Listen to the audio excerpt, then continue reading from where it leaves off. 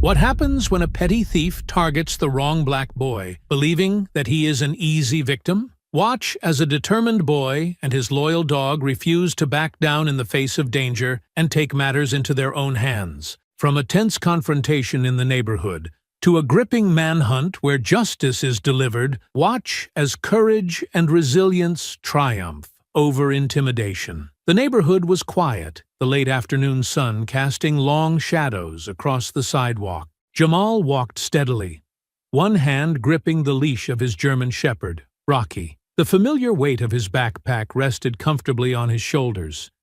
He wasn't in a hurry.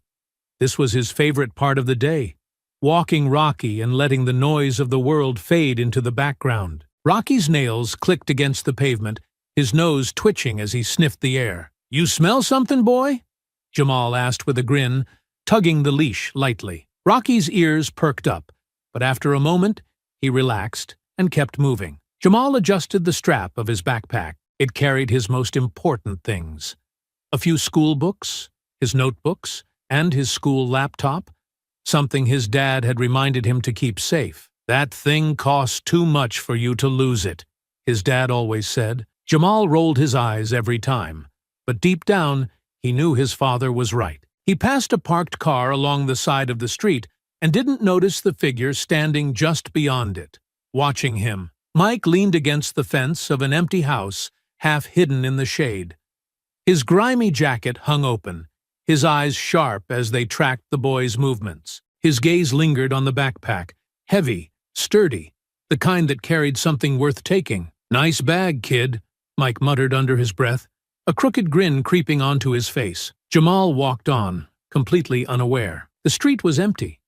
No cars passing, no people sitting on porches or chatting in driveways. Just the sound of the breeze rustling leaves and Rocky's rhythmic footsteps. It wasn't until they passed a second parked car that Rocky suddenly tensed. His ears shot up, and he let out a low, rumbling growl. "What now?"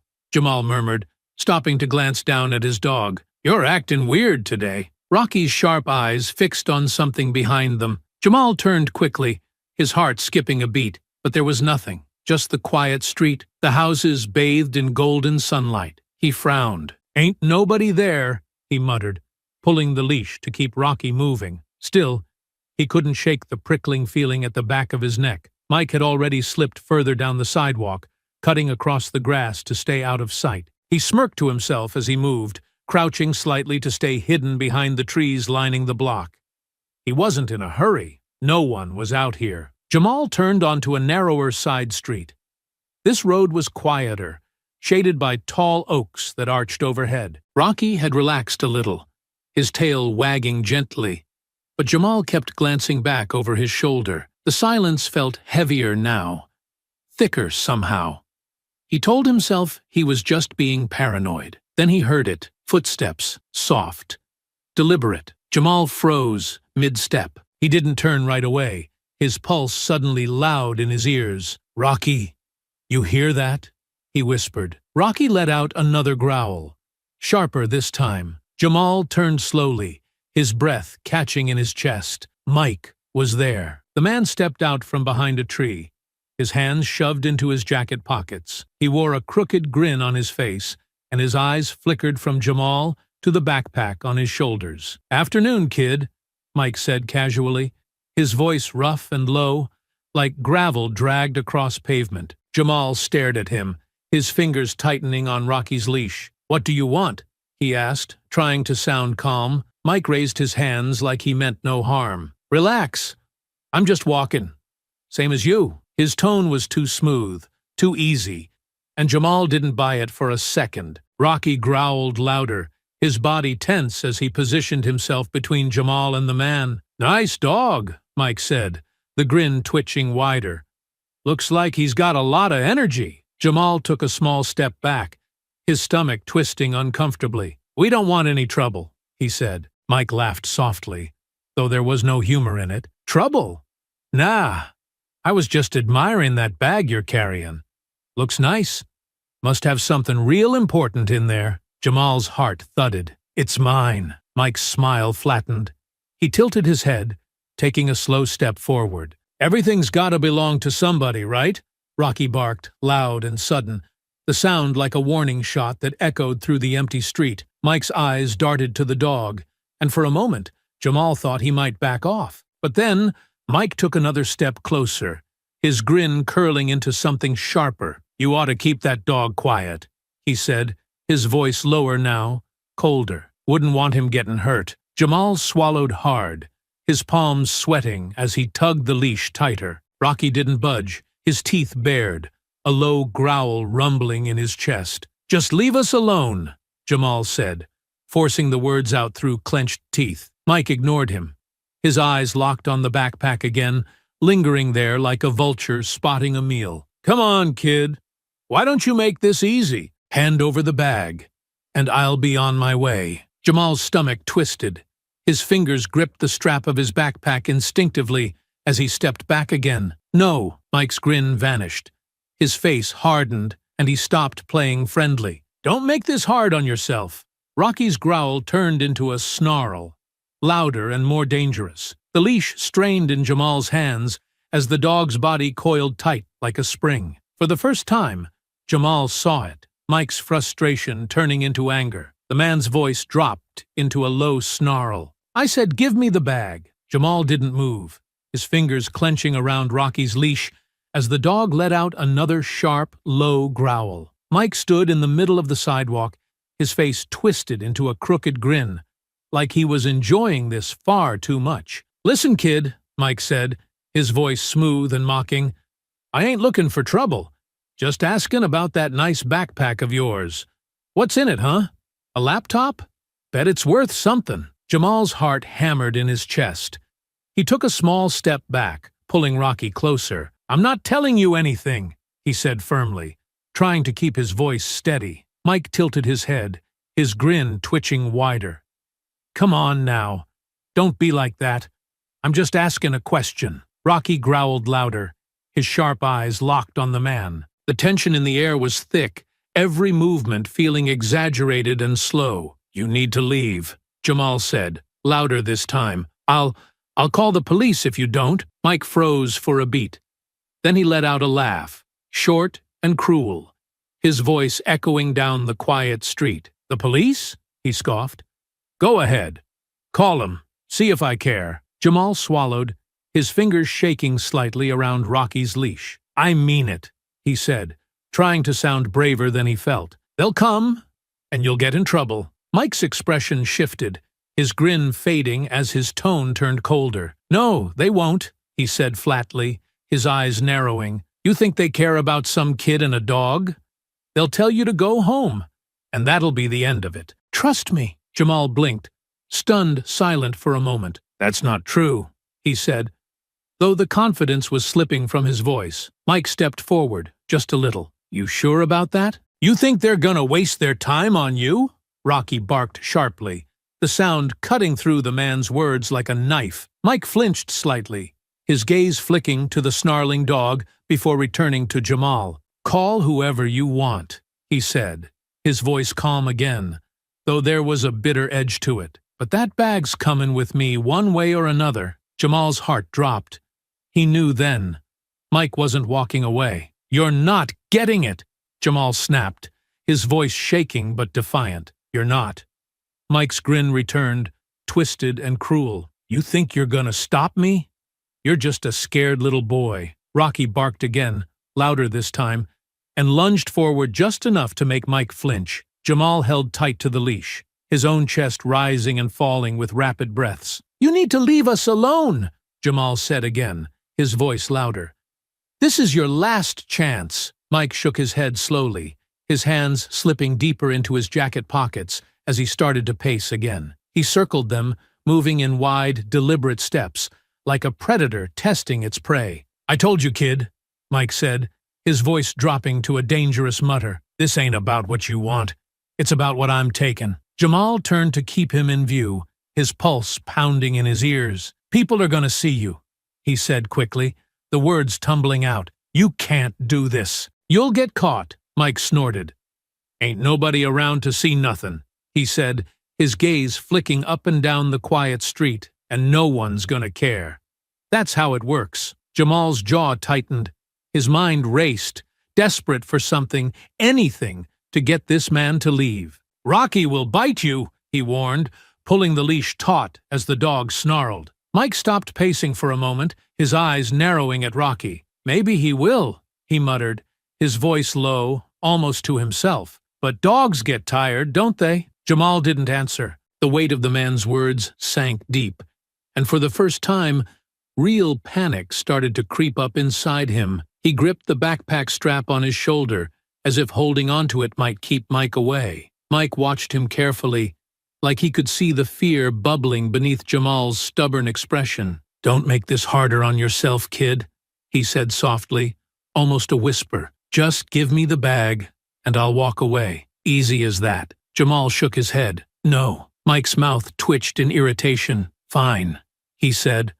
The word clipped and sharp. "Have it your way." The man's posture shifted, his hands sliding out of his jacket pockets. He rolled his shoulders like he was warming up for a fight, his grin gone now, replaced with a cold, focused stare. Jamal felt Rocky tense beside him, the growls rolling through the dog's body like a storm about to break. The moment hung heavy in the air, silent except for Rocky's snarl and Jamal's quick, uneven breathing. Mike's eyes darted to the backpack one last time. Then, without another word, he lunged forward. Amal jerked back, stumbling a step as he yanked the bag out of reach. "Rocky!" Jamal yelled. The dog exploded into motion. Rocky lunged, snarling and barking with teeth bared, his body a blur of muscle and fury. Mike recoiled, cursing loudly as he staggered back, barely dodging Rocky's snapping jaws. "Get back, you stupid dog!" Mike shouted, his voice laced with panic as he stumbled further away. Rocky snapped at him again, the leash taut in Jamal's hands as the dog strained to reach him. Jamal felt his grip slipping. The leash burned against his fingers as Rocky tugged harder, desperate to close the gap. Mike cursed again, stumbling over his own feet as he tried to sidestep the dog. "Control that mutt!" he roared, his voice cracking with frustration. "You need to leave us alone!" Jamal shouted, his voice trembling with both anger and fear. Mike's face contorted with rage. "You're gonna regret this, kid," he spat, but his voice wavered as Rocky lunged again, teeth flashing. The dog's ferocity sent him scrambling backward. In that moment, Jamal's fingers slipped. The leash flew out of his hands. "Rocky! No!" Jamal gasped. But the German shepherd was already charging. Rocky's bark echoed through the quiet neighborhood like a warning shot. Mike let out a yell, stumbling as he turned and bolted down the sidewalk. "Get away!" he shouted, his voice breaking. Rocky gave chase, his paws pounding the pavement as he tore after the man, his barking relentless. Mike ran clumsily, arms flailing, as he glanced back in terror at the dog closing the distance. Jamal's heart raced. He didn't wait to see what would happen next. "Rocky, come back!" he shouted, his voice high with panic. But Rocky didn't stop. Jamal turned and ran. His sneakers slapped against the pavement as he sprinted in the opposite direction, his backpack bouncing on his shoulders with every step. The quiet neighborhood blurred around him. Fences, mailboxes, trees, none of it mattered. He just needed to get away. "Rocky!" he yelled over his shoulder as he ran, his chest burning with effort. The barking grew fainter now, farther behind him, and Jamal's stomach twisted with fear. What if Rocky got hurt? What if Mike did something to him? Jamal turned the corner at the end of the block and stopped, gasping for air as he doubled over, his hands on his knees. The world spun slightly, his heart hammering in his chest. He stood up quickly, turning back to look down the street he'd just run from. For a long, horrible moment, all he heard was silence. No barking, no shouting, nothing. Then, finally, Rocky appeared. The German shepherd came tearing around the corner, his tongue hanging out, and his tail wagging wildly as he ran straight for Jamal. "Rocky!" Jamal called, relief flooding through him as he knelt down. The dog skidded to a stop in front of him, panting hard but unharmed. "You're okay," Jamal breathed, throwing his arms around Rocky's neck. Rocky barked softly, as if to reassure him. Jamal held on tightly, burying his face in the dog's thick fur as his body trembled from the adrenaline still coursing through him. He pulled back after a moment, running his hands over Rocky to check for any injuries. "You scared me, boy," he whispered. "I thought," he trailed off, shaking his head. Rocky licked his face once, then sat at attention, ears alert as he scanned the street. Jamal stood up slowly, his legs still shaky. He looked back down the empty road where Mike had run. There was no sign of him now. No movement, no sound, but Jamal's backpack and the school laptop inside were still safe on his shoulders. He exhaled shakily, patting Rocky's head. "Come on, let's get out of here," he said softly. With Rocky at his side, they began to run quickly down the sidewalk, Jamal's head turning every few steps to make sure the man wasn't coming back. The quiet neighborhood that had always felt so safe now seemed eerie. Too empty. Too still. Jamal's pulse still raced, but he kept moving, one hand resting on Rocky's back as if to steady himself. "We're gonna be okay," Jamal murmured, more to himself than to Rocky. Rocky barked once, low and steady, as if he agreed. But Jamal knew this wasn't over. Somewhere out there, Mike was still lurking, and Jamal was sure of one thing. Next time, the man wouldn't back down so easily. Jamal's chest still heaved as he slowed to a walk. His legs burned, and his breath came in shallow gasps. But Rocky kept moving, ears alert and nose twitching. The two had made it a few blocks away, cutting through quiet side streets. "We're okay now, right, boy?"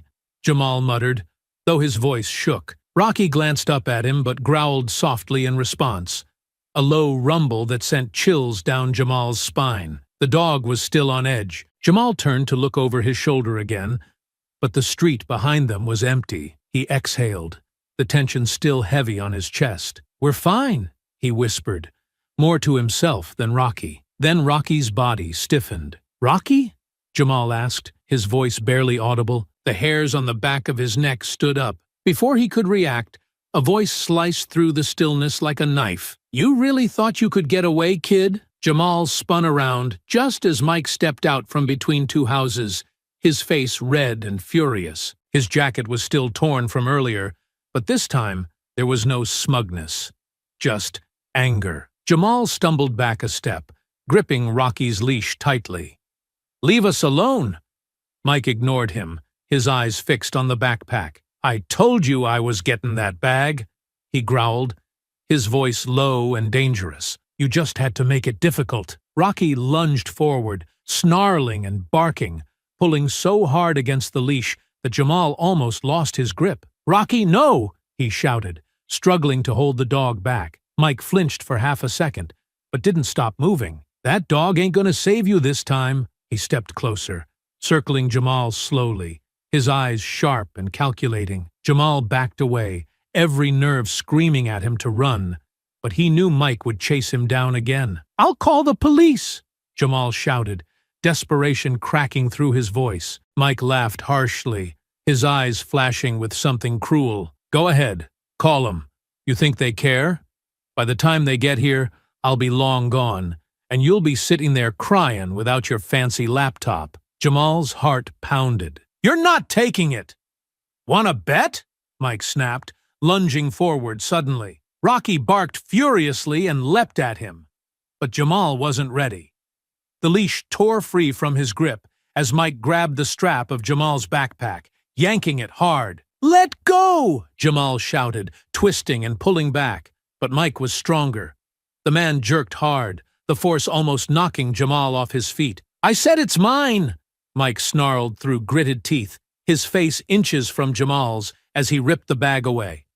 "Rocky!" Jamal screamed. Rocky lunged again, teeth snapping at Mike's arm. The dog clamped onto his torn jacket, growling and thrashing as Mike swore loudly, trying to shake him off. "Get off me, you stupid mutt!" he shouted, his voice panicked now. Jamal took the opportunity to grab the bag, his fingers catching one of the straps, but Mike shoved him hard. Jamal hit the ground, his palms scraping painfully against the pavement. For a split second, everything froze. Rocky's snarling filled the air, his teeth still tearing at Mike's jacket. But Mike grunted and swung his arm hard, knocking the dog loose. Rocky stumbled back with a yelp, just enough for Mike to stagger free. Jamal's eyes widened as Mike straightened, clutching the backpack tightly against his chest. The man's face was flushed, his breaths ragged, but the grin was back, cold and triumphant. "I told you!" Mike hissed, stepping back. "This was mine!" Rocky barked furiously again, but Mike didn't stick around this time. He turned and bolted, sprinting down the street, the torn jacket flapping behind him as he clutched the stolen bag. "Rocky, come back!" Jamal yelled, as the dog took off after him, barking wildly. Jamal scrambled to his feet, his scraped hands stinging, his chest tight with panic. "Rocky, stop!" Rocky didn't stop. The dog chased after Mike, his barks echoing down the block, but Mike was too far ahead. Jamal stumbled a few steps forward, his breath shaky as he watched Mike disappear around the corner with the backpack. "Rocky!" Jamal called again. The dog stopped at the edge of the block, barking at the empty street where Mike had vanished. Slowly, reluctantly, Rocky turned back. His tail was low, his ears pinned back, as if he knew he hadn't won. Jamal wiped his face with the back of his arm, his hands trembling as he tried to process what had just happened. The backpack was gone. The laptop. Everything. Gone. Rocky trotted back to him, panting hard, and Jamal sank down onto the curb again, his legs feeling weak. Rocky sat beside him, letting out a soft whine as he nudged Jamal's arm with his nose. "I'm sorry, boy," Jamal whispered, his voice hoarse. He ran a shaky hand over Rocky's back, trying to steady himself. The street felt colder now, emptier somehow, like the world had shifted in a way Jamal couldn't explain. He stared at the corner where Mike had disappeared, his chest tightening with anger and frustration. He wiped his face again and looked down at Rocky. "We're gonna get it back," he muttered, his voice shaking but determined. "I don't care what it takes." Rocky barked softly, as if in agreement. Jamal stood up, brushing dirt from his scraped knees, and looked toward the street where Mike had run. This wasn't over. Not by a long shot. Jamal sprinted down the sidewalk, his legs aching and lungs burning. But he didn't stop. Rocky ran alongside him, panting hard, his ears pinned back as if he, too, felt the urgency. Every few steps, Jamal glanced over his shoulder, half expecting Mike to reappear, charging after them. The quiet of the neighborhood felt unreal now, its familiar calm turned into something eerie and suffocating. Jamal's scraped palms stung, and the tears of frustration he'd fought back earlier blurred his vision as he pushed himself harder. Finally, he turned the corner onto his street. The sight of his house, small and sturdy with its peeling front steps, filled him with relief and dread at the same time. His dad, David, was standing on the porch, a mug of coffee in his hand, squinting toward the sidewalk. He'd been looking around, confused, as if he'd already heard something unusual. When he saw Jamal running full speed toward him, with Rocky at his side and panic etched on his face, David straightened immediately. "Jamal!" he called out, his deep voice sharp with concern. "What's going on?" Jamal didn't slow down until he reached the bottom of the porch steps, skidding to a stop as Rocky trotted to his side, still panting. Jamal bent over, hands on his knees, gasping for air. David was off the porch in seconds. "Jamal, what happened? Why are you running like that?" Jamal looked up, his face flushed and streaked with sweat. He stole it, Dad," he choked out, his voice shaky. "The man, he took my backpack." David's eyes widened. "What man?" "A man followed me. He grabbed my bag. He took my laptop." Jamal's words tumbled out so fast they ran together. He held out his scraped hands, proof of the struggle. As Rocky let out a low whine beside him, David's face darkened, his brow furrowing deeply. "Hold on. Start from the beginning. Someone stole your backpack?" Jamal nodded rapidly, fighting to catch his breath. "Yeah. He came out of nowhere and started following me. I told him to leave us alone, but he wouldn't." Rocky tried to stop him. He chased him, but he got my bag, Dad. The laptop, everything. David knelt down to look Jamal in the eye, his hands firm on Jamal's shoulders. Did he hurt you? Are you okay? Jamal wiped his face with the back of his arm and nodded shakily. I'm okay. Rocky scared him, but he still got away. David's jaw tightened, and his eyes flicked to Rocky, who sat beside Jamal, still alert, his ears twitching as he scanned the street. And this guy, he just followed you? Tried to grab you? No, not me. Just the bag, Jamal said, frustration bubbling in his voice. He said nobody would care. He said the police wouldn't help me. David's face darkened further at that. He stood up slowly, his expression like a storm brewing. He said that, huh? Jamal nodded, clenching his fists. He didn't even care about Rocky. He just kept coming until he got the bag. David looked down the street, his eyes narrowing as if he could still see the thief lurking somewhere in the distance. For a moment, he said nothing. Then he turned back to Jamal, his voice low and steady. This isn't over. You hear me? Jamal blinked up at him. What? David's jaw was set, his voice firm. We're not gonna let this man get away with stealing from you. We're calling the police. I don't care what he said. You don't let someone like that just walk away. Jamal hesitated, doubt creeping in. But he said they wouldn't help. David crouched down again, his gaze serious. I don't care what he said. You don't let a thief decide what's going to happen next. You stand up for yourself. You understand me? Jamal stared at his father for a moment, then nodded slowly. David looked at Rocky, who sat at attention as if he already knew what was coming. Rocky did his part. Now it's our turn. Jamal wiped his face again, the anger in his chest settling into something sharper, something focused. Okay, he said quietly. David stood, pulling his phone out of his pocket as he gestured toward the house. Let's get you cleaned up. Then we're calling this in. Jamal followed him up the porch steps, Rocky trotting close beside him. The dog paused once at the top, turning to glance back down the empty street with a low growl, as if he could still smell the thief somewhere nearby.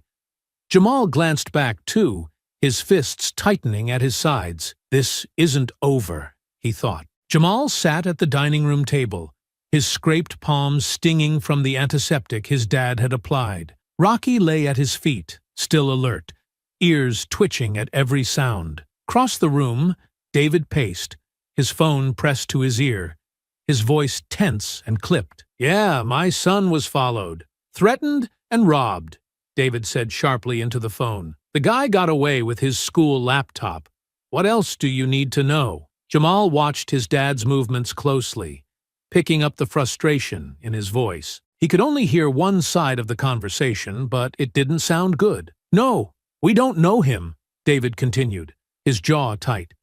He's white, mid-30s, scruffy, and wearing a ripped jacket now. My son had to let his dog go to stop him, and that still wasn't enough. Jamal bit his lip, his stomach twisting. He knew what was coming even before David's voice rose. You're telling me this ain't serious? You got a man stalking a kid and stealing from him, and you're saying you'll send someone when you get a chance? David stopped pacing, his free hand curling into a fist. That's not good enough. Send someone now. There was a pause.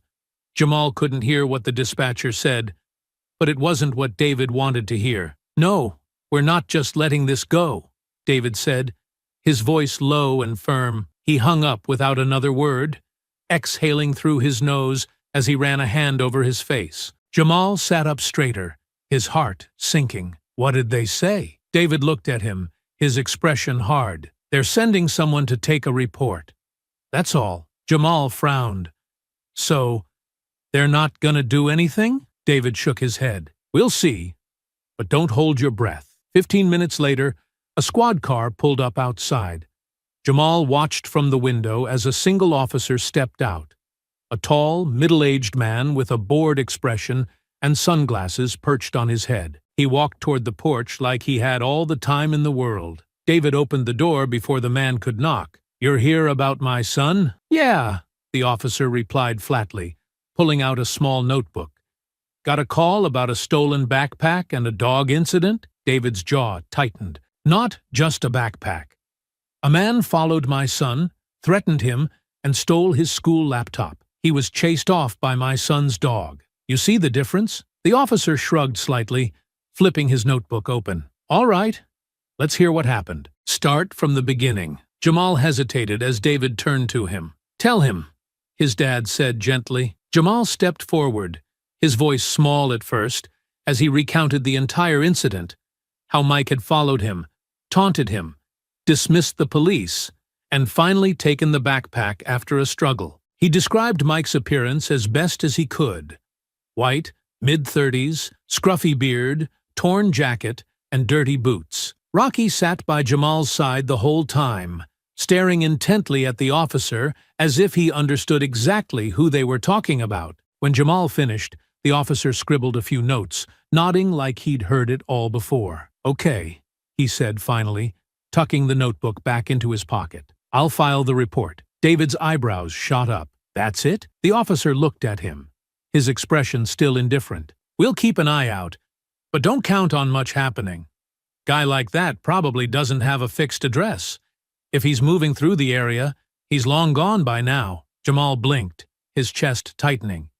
You're saying you're not gonna find him? The officer sighed. Look, kid, it's not that simple. It's a stolen backpack. Nobody got seriously hurt, right? He gestured toward Rocky with a hint of a smile. Your dog did good. If he comes back or you see him again, give us a call. David stepped forward, his voice tight with barely controlled anger. That's all you've got? He followed my son, threatened him and robbed him, and you're calling it a stolen backpack? The officer raised a hand as if to calm him. I get you're upset, but this kind of thing happens. We'll file it, but honestly, I wouldn't expect much. Sorry, but that's just how it is. David's face was stone as he opened the door wider. Thanks for stopping by, officer. The officer paused as if he might say more, but decided against it. With a nod, he turned and walked back to his car. Jamal watched through the window as the squad car pulled away, leaving the street empty once again. The knot in his stomach grew tighter. So, they're really not gonna help? He said quietly. David didn't answer right away. He stood at the window for a long moment, staring out at the empty street. When he finally turned back to Jamal, his face was calm, but his eyes burned with determination. Fine, he said, his voice low but steady. If they won't do anything, we will. Jamal looked up at him, his pulse quickening. How? David rested a hand on Rocky's head, the dog looking up at him like he was ready for whatever came next. We're gonna find this guy ourselves. He messed with the wrong family. Rocky barked softly, his tail wagging once, as if he understood. Jamal wiped his hands on his jeans, a new sense of resolve rising in his chest. Let's do it then. David gave him a small nod. Get ready, son. We're gonna track him down. The sun was dipping lower, bathing the neighborhood in an orange glow, as David and Jamal walked briskly down Maple Street. Rocky trotted at Jamal's side, his nose close to the ground, his body still tense and alert. We'll start where it happened, David said, his voice steady and low. You said he ran toward the construction site? Yeah, Jamal replied, glancing nervously at the empty road ahead. It's where I lost sight of him. David's eyes narrowed as he scanned the street. People like him don't just vanish. If he ran through here, he left something behind. They crossed over to the construction site, a sprawling lot of half-built houses, stacks of lumber, and quiet, unfinished roads. The wind rustled through plastic tarps, the sound unnerving in the silence. Stay close, David said, as they stepped onto the dirt path. Keep Rocky focused. Rocky's ears perked up as his nose worked the ground. Jamal tightened his grip on the leash, his heart still racing from earlier. He glanced at his dad. You think he's still here? David shook his head. No, guys like him don't stick to one spot. This isn't his home. He's just passing through. If we're lucky, we'll find a clue about where he's headed. They walked carefully, moving past piles of wood and tools left scattered on the ground. Rocky suddenly barked, loud and sharp, making Jamal jump. The German shepherd tugged forward, his nose pointing toward the side of a partially built house. What is it, boy? David muttered, his voice low but focused. Rocky led them to the edge of the building, where tire tracks cut deep into the dirt, leading out of the site. A crumpled soda can sat nearby, along with a cigarette butt ground into the mud. David crouched to inspect it, his jaw tightening. "These tracks are fresh," he said. "They weren't here yesterday." He pointed at the footprints scattered around the area, clear boot marks leading toward and away from the road. Jamal frowned. "You think that's him?" "Yeah," David replied grimly. "He was here, probably cutting through. But look at this." He stood up and pointed to the tire marks. "He's not on foot. Someone picked him up, or he's got a car parked close by. This guy's got somewhere to go." Jamal swallowed hard, trying to piece it together. "So he's not just hiding here?" David shook his head. "No, he's smart enough to move. He used this spot to lay low after he ran. But he's not some drifter. He's local, someone who knows these streets and isn't afraid to use them." Jamal's stomach twisted. "That's worse." David looked at him, his face hard but reassuring. "It means we'll find him. He's staying close. And when someone like him gets too confident, that's when they make mistakes." Rocky barked again, sniffing along the ground near the tracks, his nose twitching furiously. Jamal knelt down beside him, running a hand over Rocky's back. "Good boy," he whispered. David glanced down the street, his eyes sharp as he scanned the quiet houses lining the block. "The construction site gives us a direction. He's either parked nearby or staying close enough that he didn't need to go far. So what do we do now?" Jamal asked, his voice steadier now. David straightened, brushing dust from his knees. "We're gonna let the police know what we found. But we'll come back tomorrow. If he's as confident as he thinks he is, he might pass through again. And we'll be ready." Jamal nodded, determination flaring in his chest. He tightened his grip on Rocky's leash and looked down the empty road. "We'll catch him, Dad. He's not getting away with it." David smiled faintly, his expression proud but still hard-edged. "That's right, he messed with the wrong kid." Rocky barked once, his body still alert, as if he could sense that something wasn't finished. Jamal glanced one last time at the tire tracks and boot marks, anger bubbling beneath his skin. The man thought no one would care, that he could just take what wasn't his and disappear. But he was wrong. The next day, Jamal and David were back on the streets, this time with a clear purpose. The morning air was crisp, and the neighborhood was already alive with the sound of cars and distant lawnmowers.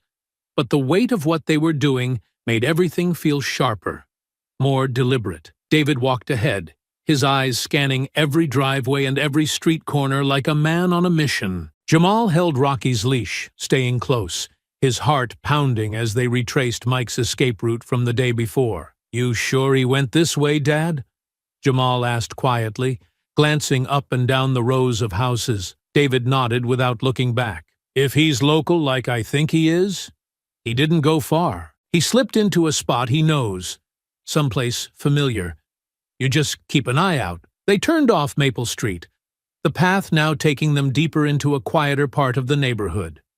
The houses here were smaller, older, some of them in need of repair. Weeds pushed up through cracks in the sidewalks, and rusted mailboxes leaned crookedly against posts. Rocky's ears twitched as he tugged gently on the leash, sniffing the ground more intently now. Jamal's stomach twisted. It felt like Rocky knew something, sensed something. David paused at the end of the block, squinting toward a small, weathered house near the corner. The yard was overgrown, the paint peeling on the shutters, and an old sedan sat in the driveway with a layer of dust clinging to it. Jamal followed his dad's gaze, and his heart dropped. "That's it, isn't it?"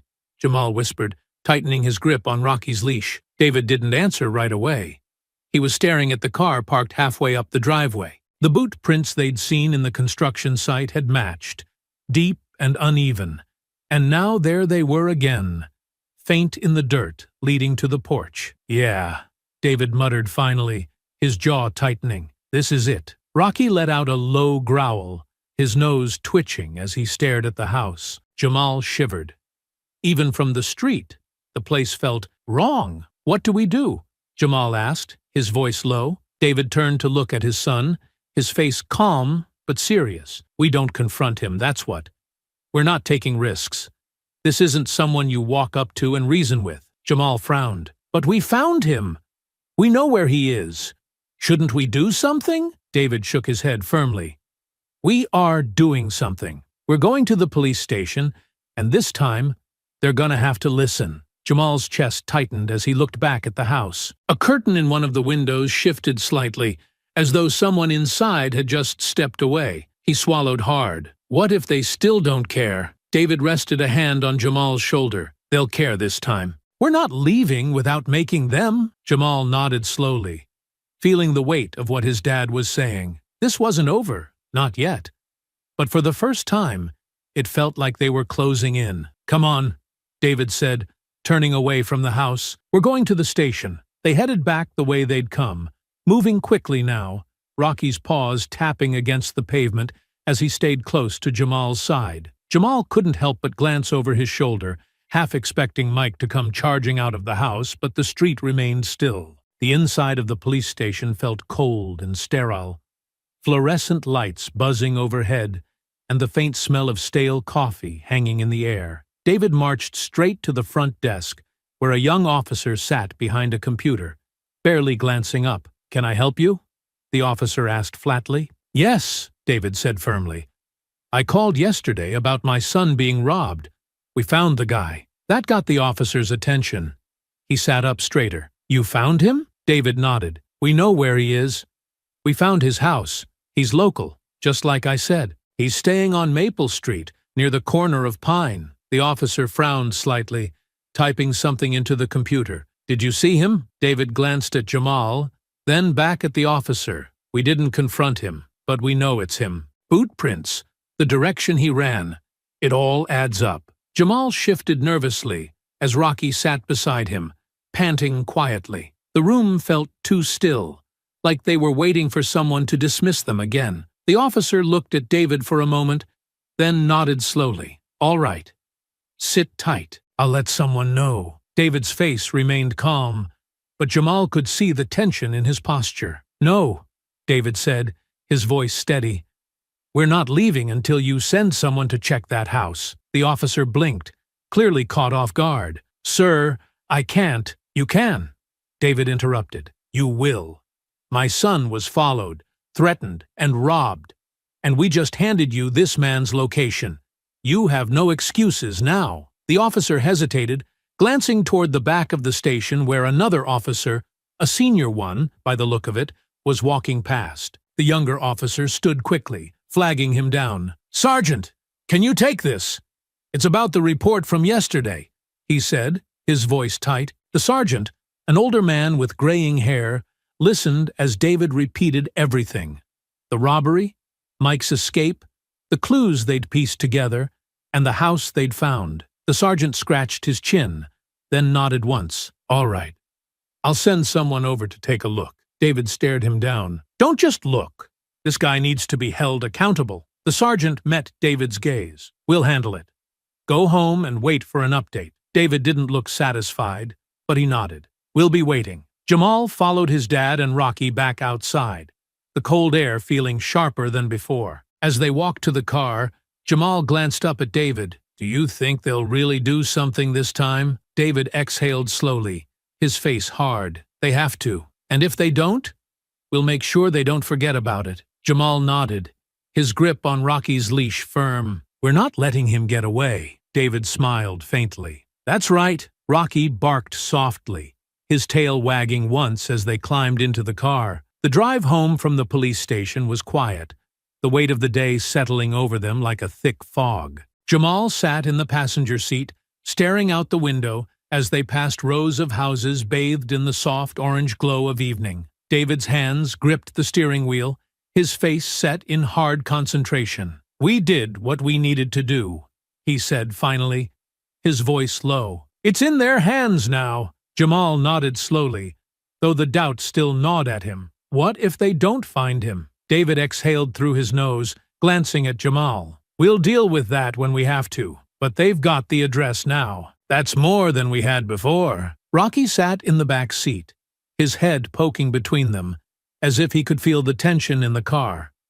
When they pulled into the driveway, the street was quiet, just as it had been that morning. Jamal climbed out of the car, his legs stiff, and followed his dad and Rocky inside. Inside the house, the silence was heavy. Jamal sank onto the couch, Rocky curling up at his feet, his tail thumping softly against the floor. He absent-mindedly ran his hands through the dog's fur, staring at nothing in particular. David settled into the armchair across from him, elbows on his knees, watching the phone on the coffee table as if he expected it to ring any second. The seconds dragged into minutes. The clock in the living room ticked loudly, filling the quiet space. Jamal's mind raced as he replayed everything.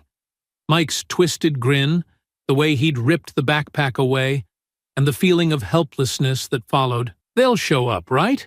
Jamal asked finally, breaking the silence. David looked up, his face calm but tired. "They said they'd check it out. If they find him, they'll call." Jamal frowned. "But what if he's not there?" David's jaw tightened, his voice steady but firm. "Then we keep pushing." "But let's not go there yet." Jamal tried to believe him, but Mike's mocking words kept ringing in his ears.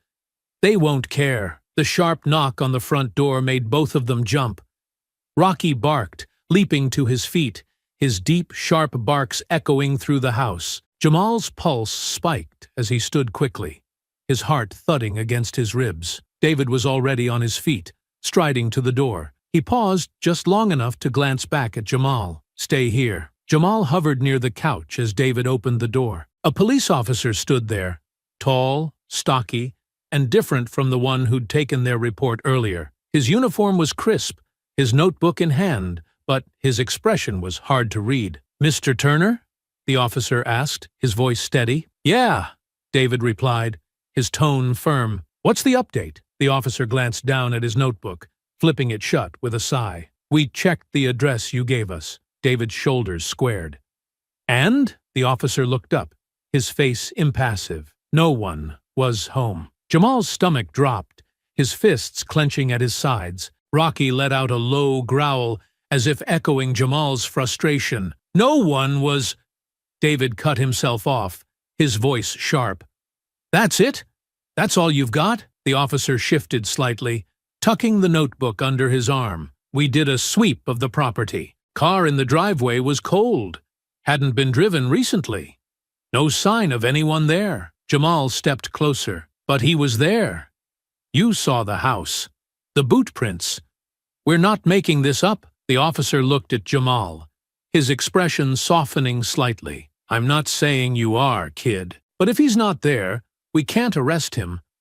We'll file this report and keep the address on record. If he shows up again, let us know." David's voice turned cold. "That's it? You're just going to wait for him to show up again?" The officer held up a hand as if to calm him. "I understand this is frustrating, Mr. Turner, but right now, we don't have much to go on. No one saw him go inside. Unless we catch him in the act or someone comes forward with more information, there's not much we can do." Jamal's face burned. "But he stole from me." The officer nodded, his voice softer now. "I know, and I'm sorry. We'll keep an eye out, but I can't promise more than that." David stood still for a long moment, his jaw tight, his eyes locked on the officer. Finally, he nodded stiffly. "Fine. Thanks for coming by." The officer gave a quick nod before turning and walking back to his car. The sound of the engine starting felt like a slap against the silence that followed. David shut the door with more force than necessary, his shoulders tense as he turned back to Jamal. "So that's it?" Jamal muttered, anger bubbling in his chest. "They're just done?" David ran a hand over his face, his voice low but steady. "No, we're not done." Jamal looked up, his eyes meeting his dad's. "What do we do now?" David exhaled slowly, looking down at Rocky, who was pacing restlessly. "We keep watching. He'll come back, Jamal. People like him always think they're untouchable. And when he does—" Jamal nodded, the anger sharpening into something more determined. "We'll be ready." Rocky barked softly, his tail wagging once as he sat beside Jamal, eyes fixed on the door, as if waiting for the next step. The week had crawled by slowly, each day weighed down by frustration and unanswered questions. Jamal still couldn't shake the feeling that Mike was out there, lurking just around the corner, smug and unbothered. David remained calm, but Jamal knew his dad was watching the neighborhood just as closely as he was. People like him think no one's looking. David had said one evening, but they always slip up. That Saturday afternoon felt like any other. The sun was bright, and the air warm as Jamal walked Rocky down the sidewalk beside his dad. It should have felt normal, but it didn't. "Stay sharp, son," David said quietly as they moved down Maple Street. "You never know." Jamal nodded, keeping his eyes on Rocky, who sniffed the ground with purpose. Then it happened. Rocky froze. The leash jerked tight in Jamal's hand as the dog's entire body went rigid, ears perked, and nose twitching furiously. Jamal felt it immediately. A change in the air, a crackling tension that made his heart skip a beat. "Rocky?" Jamal whispered, frowning. Before he could say another word, Rocky growled, a deep, primal sound that sent a chill up Jamal's spine, and then bolted. "Rocky!" Jamal shouted as the leash ripped free from his grip. The dog sprinted forward like a flash of lightning, barking furiously as he tore across the street and around the corner. "Stay with him!" David barked, already breaking into a run. Jamal didn't hesitate. He sprinted after Rocky, his sneakers slapping against the pavement. He could hear David close behind, but all he could focus on was Rocky's barking, sharp and relentless, echoing off the houses. As Jamal rounded the corner, he saw him, Mike. The man was running full speed down the sidewalk, clutching Jamal's backpack tightly against his chest. His jacket flapped as he ran, his head whipping around to glance back at the furious German shepherd gaining on him. "Rocky!" Jamal screamed, his legs burning as he pushed himself to keep up. Mike darted into a narrow alley between two houses, his footsteps pounding wildly against the pavement. Rocky followed without hesitation, barking like thunder as he closed the distance. "Keep moving, Jamal!" David shouted from behind, his voice urgent. Jamal pumped his arms harder, turning into the alley just in time to see Mike shove a trash can into Rocky's path. The metal can clanged loudly as it toppled over, but Rocky barely slowed down, leaping over the debris and continuing the chase. Mike cursed loudly, his steps growing clumsy as panic overtook him. "Get off me, you stupid dog!" Mike yelled, his voice cracking. Jamal stumbled around the corner of the alley, his lungs screaming for air as he tried to catch up. But Mike was fast, weaving through the alley and cutting around fences, his figure growing smaller with every step. Rocky didn't let up. "Rocky's right on him, Dad!" Jamal shouted breathlessly, glancing back as David rounded the corner, his face set in grim focus. David nodded sharply. "Don't lose sight of them!" But that was easier said than done. Mike turned sharply at the end of the alley, ducking through an opening in a rusted chain-link fence. Rocky shot through the gap right after him, barking furiously as the sound echoed into the next street. "Rocky!" Jamal shouted, sprinting harder. David reached him just as they skidded to a stop at the end of the alley, where the fence stood between them and the empty lot beyond. "Where'd they go?" Jamal gasped, scanning frantically. David's eyes darted around the area, his jaw clenched. "They're close. Rocky won't let him get far." Rocky's barking rang out again, this time deeper into the lot, louder and more urgent. "Come on," David said, pulling Jamal through the gap in the fence. "We're catching up." Jamal's heart thundered as they hurried through the uneven lot, past overgrown weeds and broken concrete. He could still hear Rocky's bark, relentless, unyielding, and it gave him hope. Then, suddenly, the barking stopped. Jamal froze, his chest heaving as he turned to David. "Rocky!" David grabbed Jamal's shoulder, steadying him.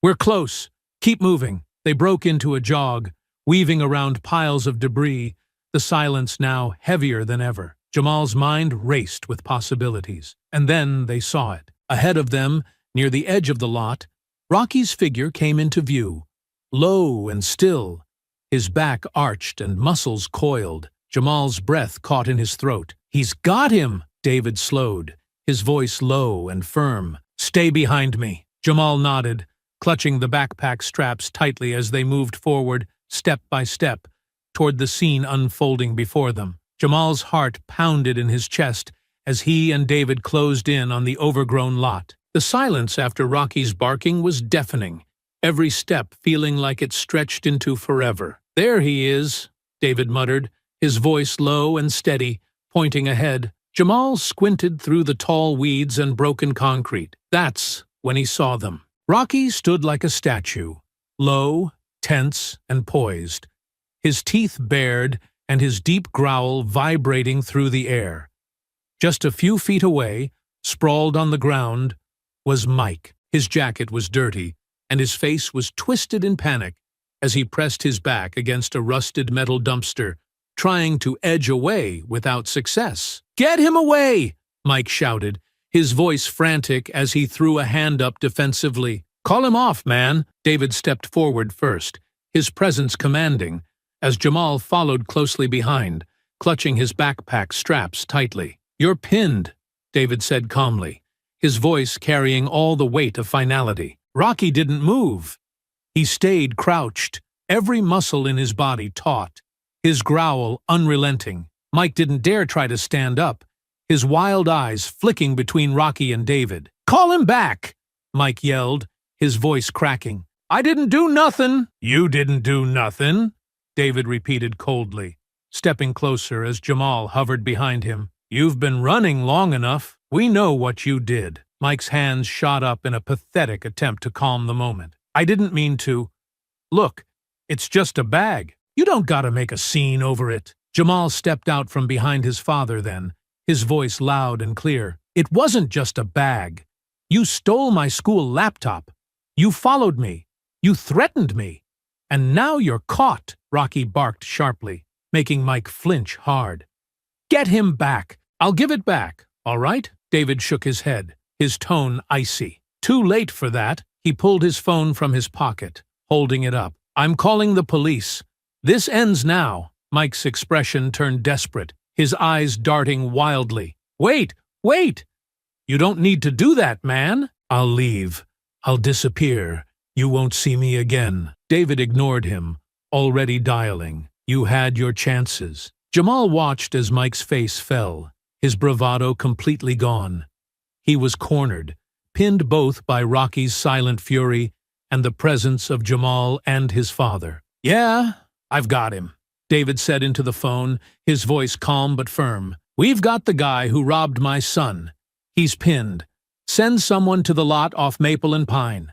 Now." Rocky growled again as Mike shifted slightly, his back pressed even harder against the dumpster. Jamal couldn't help but feel a sense of satisfaction as he watched the man who had mocked him now cowering like a trapped rat. "You're done running," David said sharply as he hung up the phone. Mike glared up at him, trying to muster some bravado. "You think they're gonna care? You think they'll listen to you?" "They will this time," David shot back, stepping closer. "Because we're not letting it drop." Jamal crouched beside Rocky, running his hand over the dog's back. "Good boy," he whispered softly, pride swelling in his chest. Rocky wagged his tail once but didn't move, keeping his sharp eyes fixed on Mike. The distant sound of sirens began to build, faint but growing louder. Mike's face drained of color. "Man, come on," he begged, his voice breaking. "It's just a stupid bag. You don't have to ruin my life over this." Jamal looked him square in the eye, his voice calm but full of conviction. "You did that yourself." Mike's mouth opened to respond, but the wail of sirens cut him off. He slumped against the dumpster, defeated, as the flashing blue and red lights reflected off the rusted metal. "Here they come," David said, stepping back and resting a firm hand on Jamal's shoulder. "It's over." Rocky barked one last time, loud and clear, as if declaring victory. Jamal stood up, his fists finally unclenching, as the police cars pulled up and officers emerged with urgency in their steps. "There!" David called to them, gesturing toward Mike. "That's your man." One officer approached cautiously, glancing at Rocky with admiration. "Nice dog," he muttered before gesturing for Mike to stand up. "Get up," the officer barked, grabbing Mike by the arm as he hauled him to his feet. Mike didn't resist. He looked hollow now, all fight drained from him.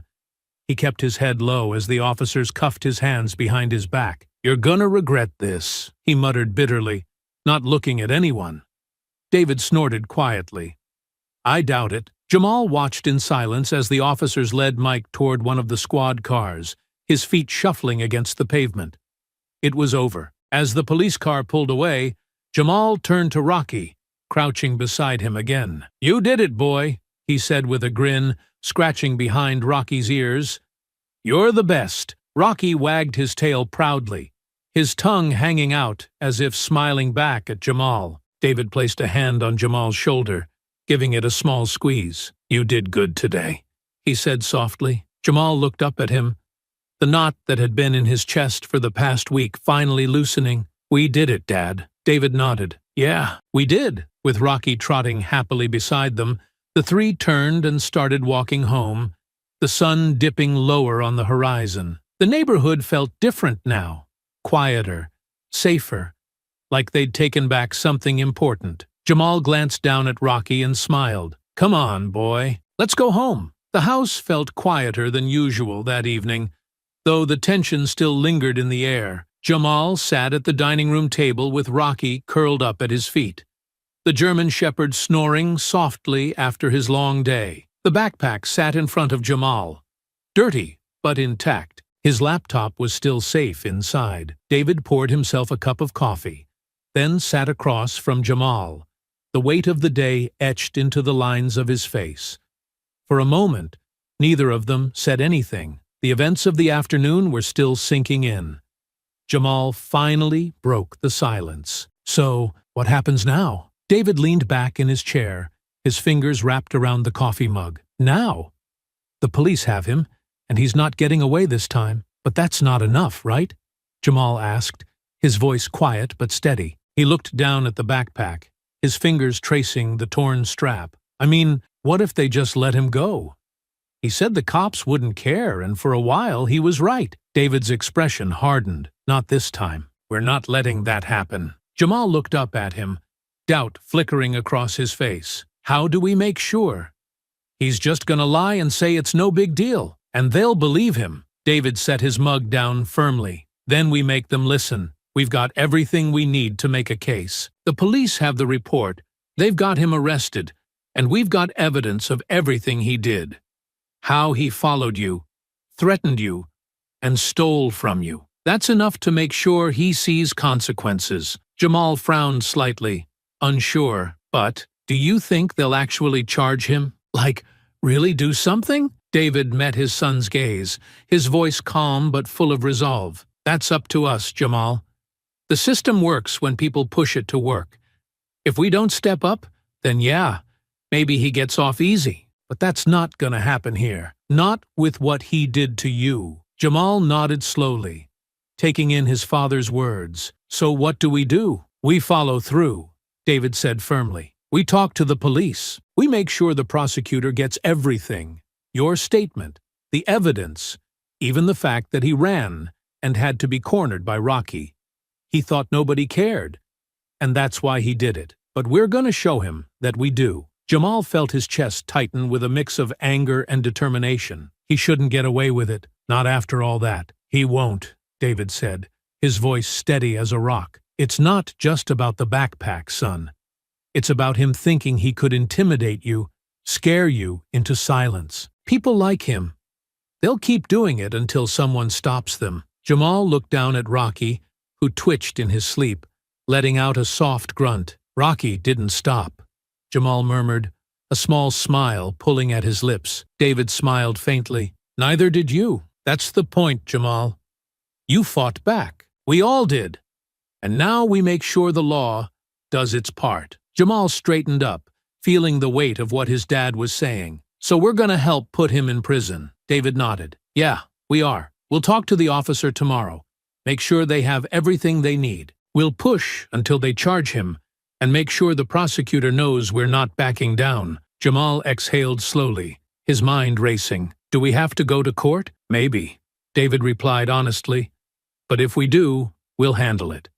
You tell your story. I'll be there, and Rocky'll probably get his own fan club for catching the guy." Jamal laughed softly, shaking his head. "He deserves it." David leaned forward, his voice softer now. "You did good today, Jamal. This isn't easy, but you're seeing it through. That matters." Jamal looked up at him, his face serious. "I just don't want him doing this to anyone else." "And he won't," David promised. "We'll make sure of that." Rocky let out another soft snore, stretching out his paws as Jamal reached down to pat his back. "We'll go to the station first thing tomorrow," David added, finishing his coffee. "Get everything in order. The cops can't ignore us now." Jamal nodded, a flicker of pride and determination rising in his chest. "We're gonna stop him." David smiled faintly, his eyes full of quiet pride. "Yeah, we will." For the first time in days, Jamal felt a sense of calm settle over him. The weight of what Mike had done wasn't gone. But now, it wasn't just something hanging over him. It was something they were going to fight back against. Rocky stretched, letting out a happy grunt, and Jamal smiled down at him. "Good boy," he whispered again. The next morning, the air outside was cool and still, the kind of quiet that carried a promise of something shifting. Jamal sat in the passenger seat of David's car, clutching his backpack on his lap.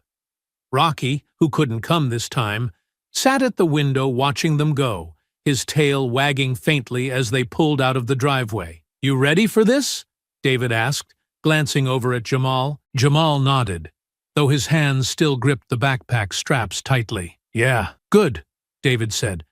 "We're not letting up until they take this seriously." The police station felt different this time. When they walked through the glass doors, there wasn't that same weight of doubt hanging over Jamal like before. This time, they had proof, evidence of everything Mike had done. David walked with his usual calm authority, a presence that turned heads as they approached the front desk. "Morning," David said to the officer on duty, his voice firm but polite.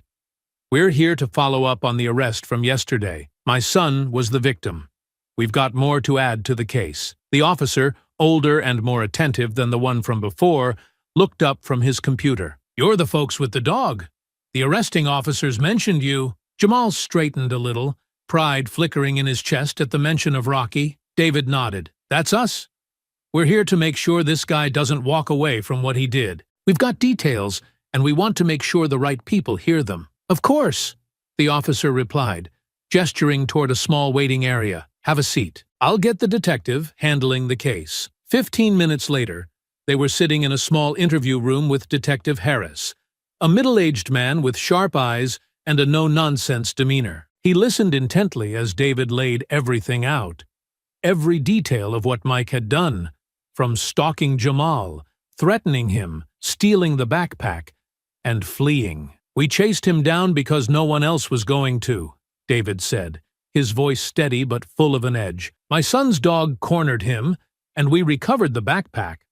But it shouldn't have come to that. Now we're here to make sure this doesn't get swept under the rug." Detective Harris looked at Jamal, his gaze softening slightly. "You did good coming forward," he said, "and your dog sounds like a real hero." Jamal smiled faintly, gripping the backpack tighter. Rocky didn't give up. Harris nodded, jotting notes onto a pad. "I see we've got the arrest report here. Suspect's name is Mike Tanner. He's been picked up for theft before. Petty stuff. But this is more than that. Threatening a minor, resisting when the officers showed up. This isn't just petty theft." David leaned forward slightly. "You're saying he's been arrested before?" Harris nodded. "Yeah, but never charged with anything serious. He's one of those guys who skirts the edge of trouble. Until now." He paused, tapping his pen against the notepad. "You're right to push this. We're already holding him, but I'll make sure the prosecutor gets the full picture. The more you give me, the stronger this case gets." David glanced at Jamal, then back to Harris. "What do you need?" Harris flipped open a file folder and slid a statement form across the table. "We need a full statement from Jamal. What happened that day, how he followed you, threatened you, and took the bag.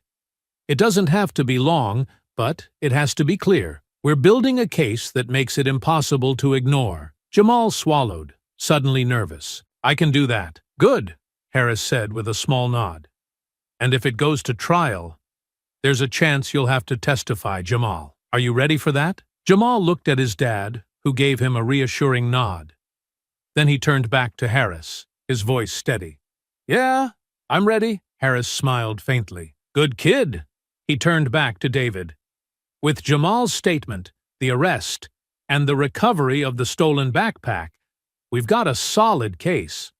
I'll make sure the prosecutor knows this isn't just another theft. It's bigger than that. David nodded, his jaw tight. It's about accountability. He thought he could intimidate my son, that no one would care. We're here to prove him wrong. Harris stood, shaking David's hand first, and then Jamal's. You're doing the right thing. I'll keep you updated as this moves forward. In the meantime, we'll make sure Mike Tanner doesn't go anywhere. Jamal exhaled a breath he didn't know he'd been holding as they left the room. He felt lighter somehow, like the weight that had been pressing on him was finally beginning to lift. As they walked back to the car, Jamal looked up at his dad. You think it's enough? David opened the door and gestured for Jamal to get in. We gave them everything they need to make this stick.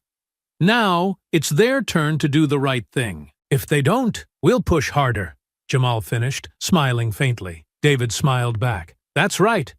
This isn't over yet, but we're not backing down. Rocky's happy bark greeted them as they pulled into the driveway, his tail wagging furiously behind the window. Jamal stepped out of the car and patted the dog's head as he opened the door. We're gonna get him, boy.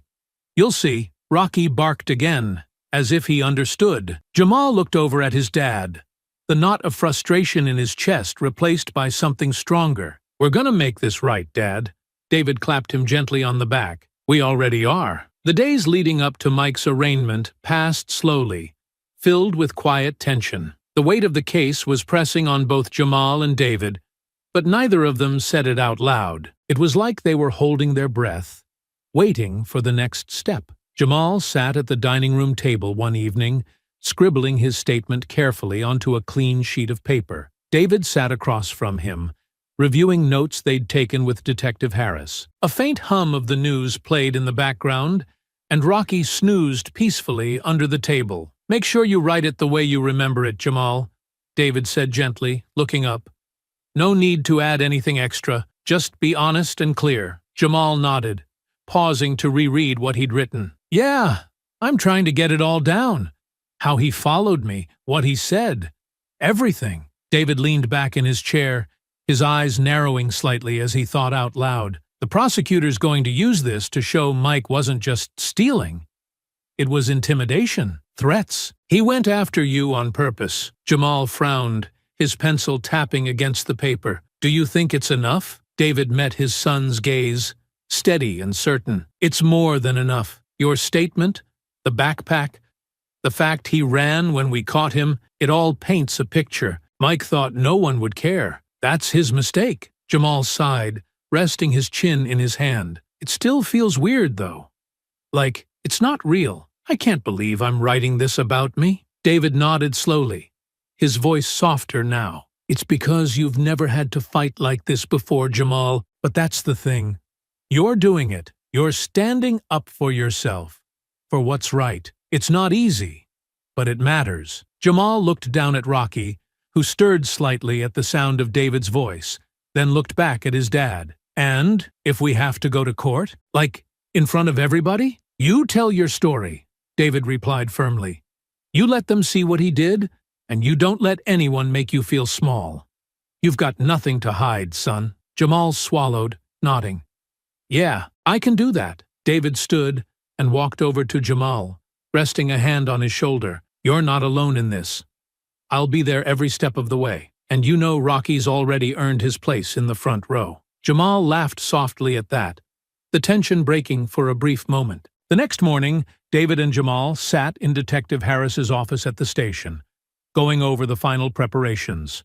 Harris had a thick folder on his desk, the case file that would be handed off to the prosecutor. You've done everything right so far, Harris said, flipping through the notes. Jamal, your statement is clear, and the evidence backs it up. We've got the recovered backpack, Mike Tanner's flight when confronted, and witness testimony from the officers who made the arrest. David leaned forward. You think they'll charge him with more than just theft? Harris nodded. They're looking at larceny, resisting arrest, and intimidation of a minor. It's not just a slap on the wrist. It's enough to push for real time. Jamal shifted in his chair. But we'll have to go to court, right? Harris looked at him with a calm, reassuring expression. Maybe. If he doesn't plead out, and guys like Tanner usually don't, it'll go to trial. But don't let that shake you. The truth is on your side. David patted Jamal's back gently. We've got this. Harris nodded in agreement. Just remember, you're not the one on trial here. Tanner is. Your story, your evidence, and your courage are what's going to make the difference. Jamal sat up straighter, the knot in his stomach loosening slightly. Okay, I can do it. Harris smiled faintly. That's the attitude. You've already done the hard part.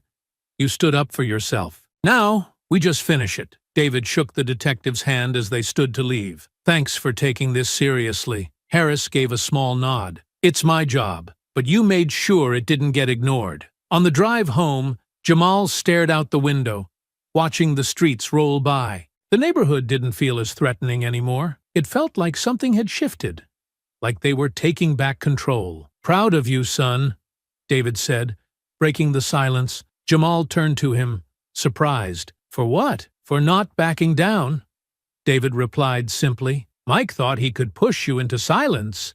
He was wrong. Jamal nodded, a small smile pulling at his lips. Yeah, he was. They pulled into the driveway, and Rocky greeted them at the door, tail wagging and tongue hanging out. Jamal crouched down, scratching behind his ears. We're almost there, boy. We're gonna finish this. Rocky barked softly, his tail thumping against the floor as if he understood. David stood behind them, his arms crossed, and a satisfied expression on his face. One step at a time, Jamal, but we're getting there. The day of Mike Tanner's arraignment came faster than Jamal expected. The courthouse loomed large and gray under a pale morning sky. Jamal stood beside David at the base of the steps, clutching the straps of his backpack tightly. Despite the cool air, sweat pricked the back of his neck. You're good, son, David said quietly, resting a hand on Jamal's shoulder. We're here, together. Jamal nodded, taking a slow breath. He glanced up at the building. Solid, unshakable. Today was just the start, but it felt like the most important step yet. Inside the courthouse, everything felt colder. Harsh lighting, stone floors, and murmurs echoing off the high ceilings. People bustled past them, each wrapped in their own concerns. But Jamal couldn't shake the feeling that everyone knew why he was there. This way, David said, leading him down a hall to a small courtroom. Detective Harris was already waiting near the back, dressed in a sharp suit, looking more official than ever. He nodded when he saw them. Glad you came. Sit tight. This won't take long. Jamal and David sat in one of the hard wooden benches, the seats creaking beneath them. Jamal looked around nervously. The courtroom was small but intimidating. At the front, the judge sat tall behind the bench, her face serious as she reviewed paperwork. The door to the side opened suddenly, and Jamal felt his breath catch. Mike Tanner shuffled into the room, his hands cuffed in front of him. He was still wearing the same ragged jacket, but his usual smug expression was gone. He looked smaller somehow, disheveled, tired, and, for once, not in control. Jamal's jaw tightened as Mike's eyes flicked toward him briefly before darting away. The sight of him made Jamal's pulse quicken, but Rocky's growl echoed in his memory, steadying him. The bailiff's voice boomed through the room. Case number 34879.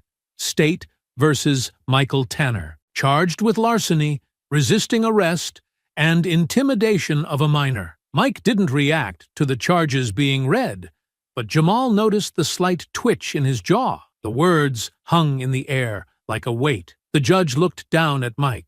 Mr. Tanner, you are charged with multiple counts, including theft and intimidation.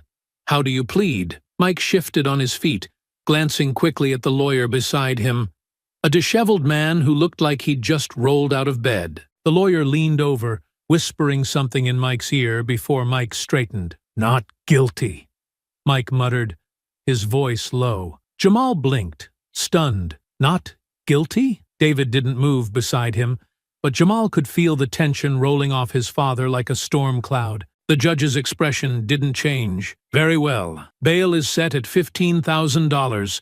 Cash or bond? Court is adjourned until the trial date is set. The gavel struck the bench, sharp and final. Jamal watched as Mike turned, led away by the bailiff. His shoulders slumped. For a moment, their eyes met again, Mike's gaze hard and angry. But Jamal didn't flinch. He's scared, Jamal realized suddenly. Outside the courtroom, David and Jamal spoke with Detective Harris as they stood near the courthouse steps. He pleaded not guilty, Jamal said, his voice edged with disbelief. How? He knows what he did. Harris sighed, his tone measured. Guys like Tanner always start that way. Pleading guilty means they take the fall, so they hold out as long as they can. Don't let it bother you. It doesn't change the evidence. If anything, it just means he's going to face it all in court. David crossed his arms, his voice firm. So, what happens now? Now, Harris replied, we prepare for trial. The prosecutor will make the case, and you'll likely get a call to testify, Jamal. That's where you tell your story, and the evidence speaks for itself. Jamal nodded, his fists tightening around the straps of his backpack. I'll do it. He can lie all he wants.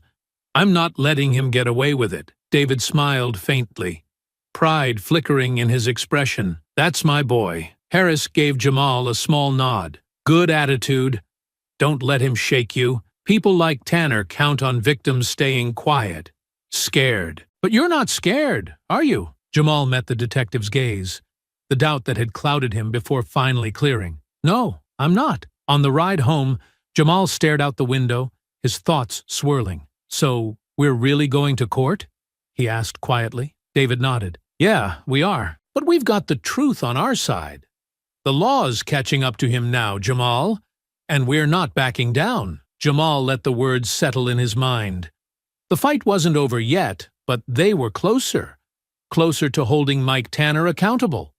Closer to showing that his actions had consequences. As they pulled into the driveway, Rocky greeted them again, his tail wagging eagerly. Jamal crouched beside him, scratching his ears. We're not done yet, boy, Jamal whispered with a faint smile. But we're getting there. Rocky barked softly, his tail thumping against the ground as if he understood. Jamal stood, looking toward his dad. We're going to win, right? David smiled, his voice steady and sure. Yeah, son, we are. The morning of the trial carried a heavy stillness, like the calm before a storm. The courthouse bustled with quiet voices and shuffling papers as Jamal and David sat in the front row, waiting. The room was colder than Jamal had expected, the marble floors and tall ceilings doing little to make the space feel welcoming. You good? David asked, leaning close, his voice low. Jamal nodded, though his hands felt clammy where they rested in his lap.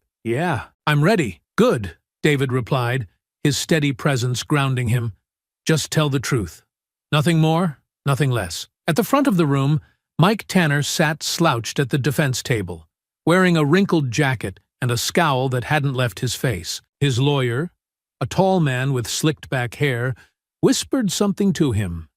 But Mike didn't react. Jamal turned away, forcing himself to focus elsewhere. All rise, the bailiff's voice echoed, signaling the start of the trial. Everyone stood as the judge entered the room. She took her seat behind the bench, her face impassive as she surveyed the room. Jamal sat back down quickly, his pulse quickening as the trial officially began. Court is now in session, the bailiff announced. The state of County versus Michael Tanner. Jamal's chest tightened at the sound of Mike's name, but he exhaled slowly, steadying himself. The prosecutor, a tall woman in a dark suit, stood first, her voice clear and firm as she faced the jury. Ladies and gentlemen, this case is about accountability.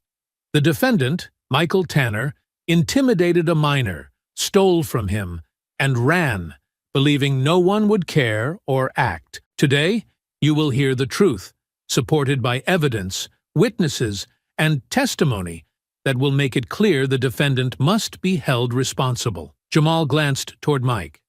The man shifted in his seat, suddenly uncomfortable, his earlier arrogance replaced by unease.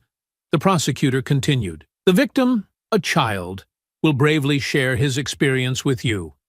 The officers who recovered the stolen property will explain how the defendant tried to evade justice, and we will leave no doubt about what happened and why the law must hold Michael Tanner accountable. The words hung in the air, sharp and certain. Jamal felt the tension in his chest loosen, just slightly, as the prosecutor returned to her seat. Detective Harris took the stand first, walking with his usual calm authority.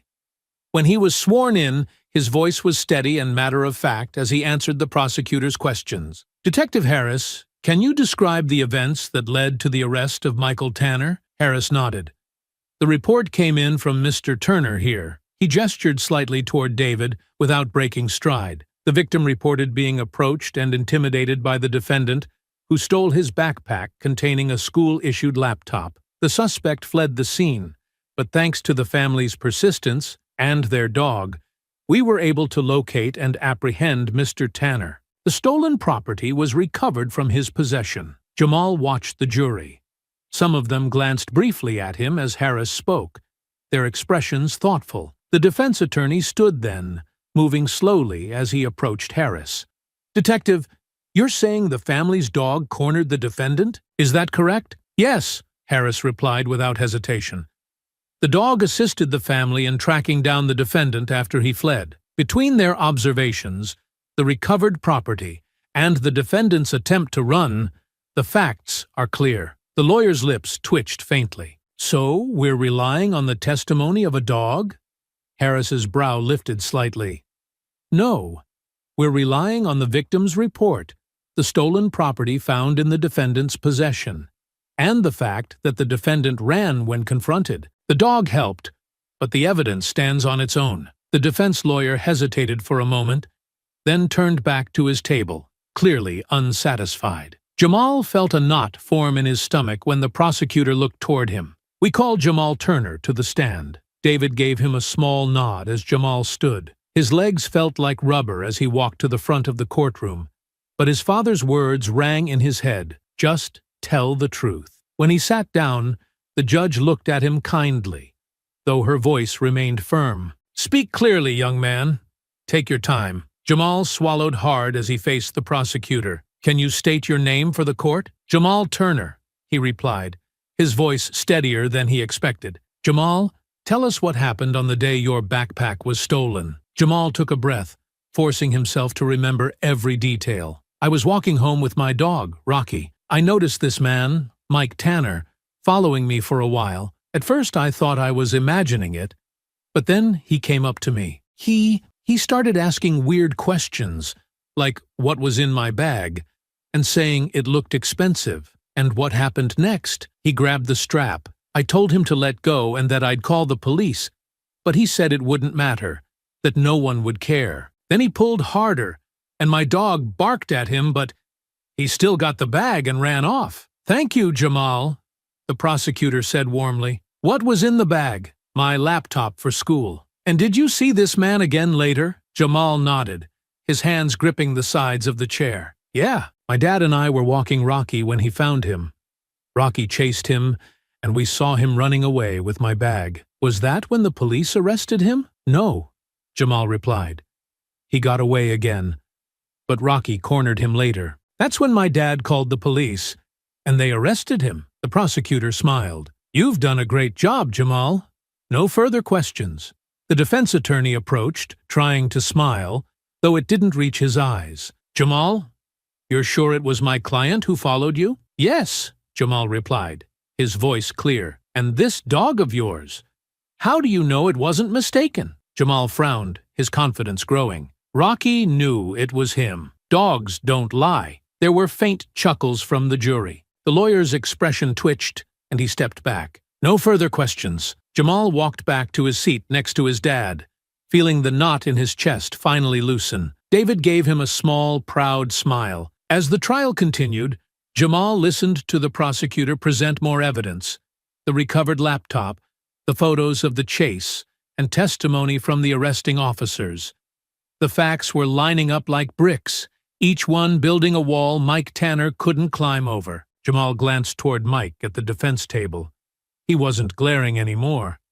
He just looked tired, like he knew the walls were closing in. David leaned over and whispered, "You did good, Jamal." Jamal smiled faintly, sitting back as the case continued. The final day of the trial carried a different energy.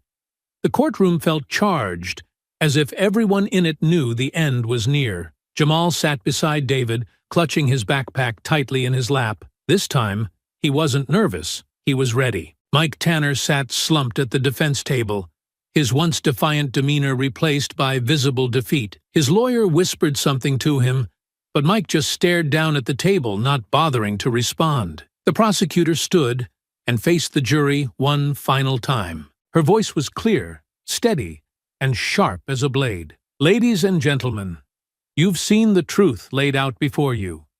The defendant followed and intimidated a child, stole his property, and then ran when confronted. The evidence speaks for itself. Jamal Turner's testimony, the recovery of the stolen laptop, the defendant's attempt to flee. There is no question about what happened here. This case is about accountability. Mr. Tanner thought he could take advantage of someone smaller and more vulnerable, that no one would stand up to him. But Jamal did. His family did. And now it's time for the law to do the same. I ask that you find the defendant guilty on all charges." Jamal sat up straighter as the prosecutor returned to her seat, her expression confident. The defense lawyer stood next, his tone far less certain. "Ladies and gentlemen, my client made mistakes, but he's not some hardened criminal. This is just a misunderstanding blown out of proportion. He doesn't deserve to have his life ruined over a backpack. Consider the circumstances. Show him some leniency." David shook his head slightly, his expression hard as stone. Jamal gripped his backpack tighter, anger rising in his chest. Leniency? After everything he did? The defense lawyer sat down, and the judge addressed the jury. "You have heard the evidence presented in this case. It is now your duty to determine whether the defendant is guilty beyond a reasonable doubt. You are dismissed to deliberate." The jury stood and filed out of the room, leaving a tense silence in their wake. Jamal looked up at David. "How long do you think it'll take?" "Not long," David replied, his voice calm. They saw everything they needed to. The wait felt endless, but it was less than an hour before the jury returned. "All rise," the bailiff called out as the judge entered. The jury filed back into their seats, their expressions serious. Jamal held his breath, his heart pounding as the foreman stood with a small piece of paper in his hand. "Has the jury reached a verdict?" the judge asked. "We have, Your Honor," the foreman replied. The judge nodded. "Please read the verdict." The foreman unfolded the paper, cleared his throat, and read aloud. "In the case of the State of County versus Michael Tanner, we, the jury, find the defendant guilty of larceny, resisting arrest, and intimidation of a minor." The words hit Jamal like a wave of relief. He let out a breath he hadn't realized he was holding. David placed a firm hand on his shoulder, pride and satisfaction radiating from him. Mike Tanner's face fell. His shoulders sagged as he stared at the table. All the fight drained from him. The judge's voice was final and unwavering. "Michael Tanner, you have been found guilty on all charges.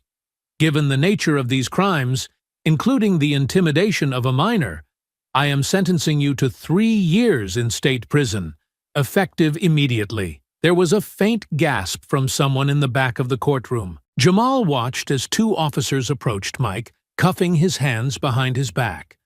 For the first time, Mike looked up, his eyes meeting Jamal. There was no anger left in them, just defeat. "You'll regret this," Mike muttered bitterly as the officers pulled him to his feet. David's voice was low but firm. "No, you'll regret what you did." Mike didn't respond. He was led from the courtroom, his footsteps heavy and shuffling, the sound fading until the door closed behind him. Jamal felt the weight that had been sitting on his chest for weeks finally lift. He turned to David, a small smile breaking through. "We did it, Dad." David nodded, his expression softening. "Yeah, we did. You did, Jamal.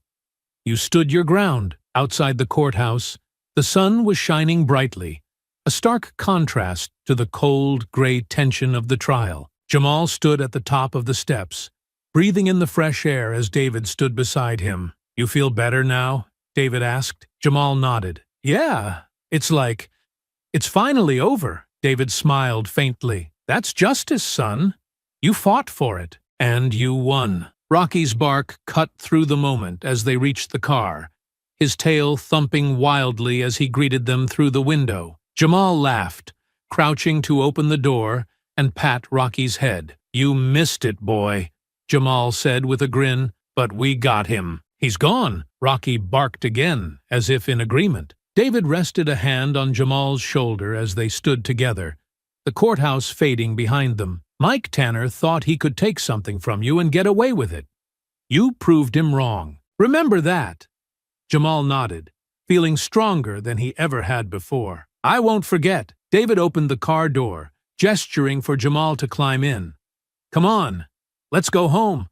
Rocky earned a steak dinner. Jamal laughed, climbing in beside his dog. As they drove away, he looked out at the streets that had once felt threatening, but now felt like his again. Justice had been served, and for the first time in weeks, everything felt right. The golden light of late afternoon streamed through the kitchen window as Jamal stood by the counter, carefully unwrapping a thick, juicy steak. Rocky sat a few feet away on the tiled floor, ears perked, tail thumping eagerly against the cabinets. His eyes never left Jamal's hands, anticipation making his whole body twitch with excitement. You're not fooling anyone, boy, Jamal teased with a grin, holding up the steak for a second.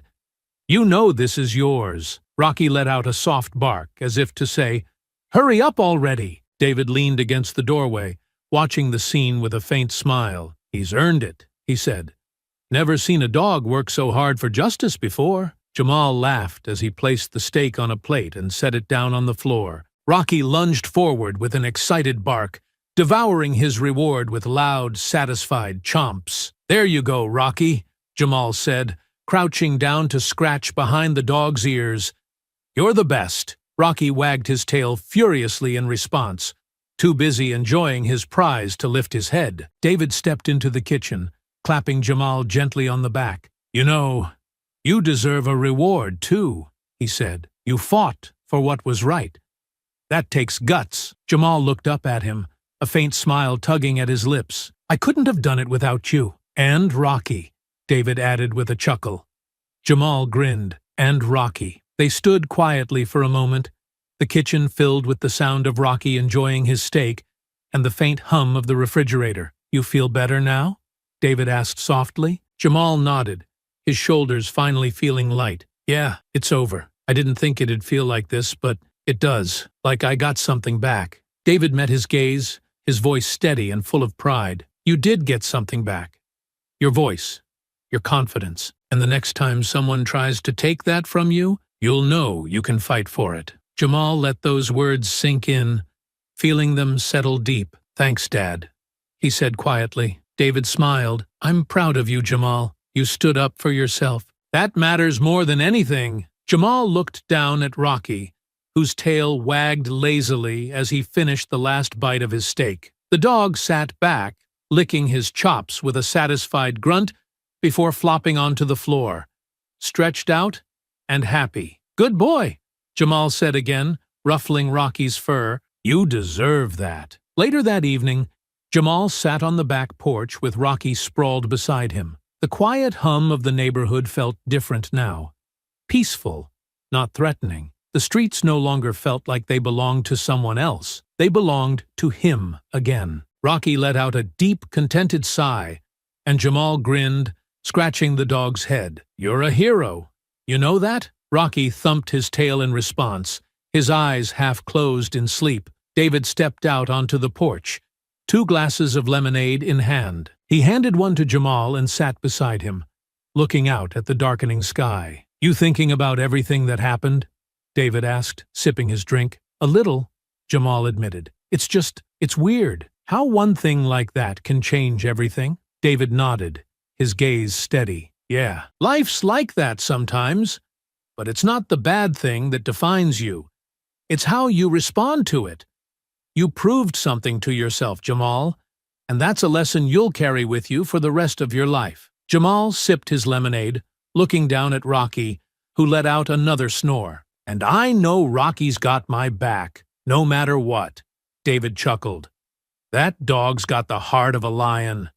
I'm pretty sure he'd take on the whole world for you." Jamal smiled, letting the calm of the evening wash over him. For the first time in weeks, he felt completely at peace. "Thanks, Dad," he said softly. David patted his shoulder. "Anytime, son." The stars began to appear, one by one, dotting the darkening sky with faint light. Rocky snored softly beside them, and the hum of the neighborhood faded into the background. Jamal sat back, feeling stronger, safer, and more sure of himself than ever before. He glanced at Rocky and whispered, "We did it, boy." Rocky's tail thumped gently against the wood in response, and Jamal smiled. It was over. They had won.